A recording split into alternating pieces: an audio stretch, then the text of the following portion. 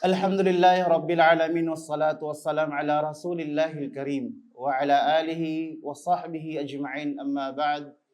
Fassalamuallahu alaikum wa rahmatullahi wa barakatuh. Alhamdulillah, puriin natin ang dakilang Allah subhanahu wa ta'ala ang naggabay sa atin patungo sa relihiyong Islam. Mga kapatid sa Islam, ang paraiso ay hindi madali. Al-Jannah laysa sahal. Ang paraiso ay hindi nakukuha sa pera. Hindi mo mabibili. Paradise is not for sale. It's not easy. Pero ang propeta sallallahu alaihi wasallam may payo siya kung paano natin makamit ang paraiso at ihahanda ng Allah subhanahu wa ta'ala sa atin. Ito yung sabi ng propeta sallallahu alaihi wasallam sa kanyang hadith. Man ghada ilal masjid aw raha a'addallahu lahu fil jannati nuzula kullama ghada aw raha aw kama qala sallallahu alaihi wasallam. Sinabi ng propeta sallallahu alaihi wasallam, kung sino man ang nagtungo sa masjid araw man o gabi, ipaghahanda ng Allah subhanahu wa ta'ala sa kanya ang tahanan sa paraiso.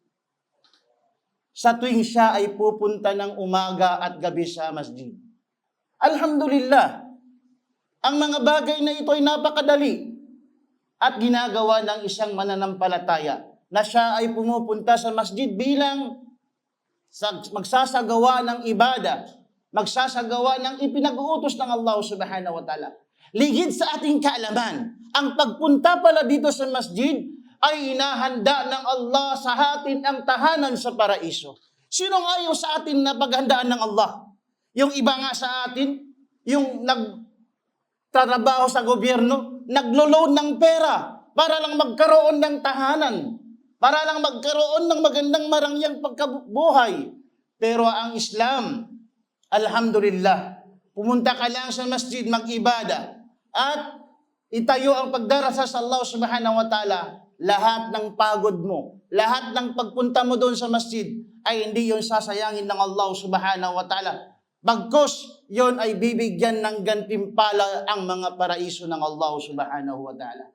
Naway inshallah ang hadis na ito ay maging sanhi ng paglakas ng iman natin at pagpalagi pagpunta sa masjid. Wa akhiru da'wana alhamdulillahi rabbil alamin.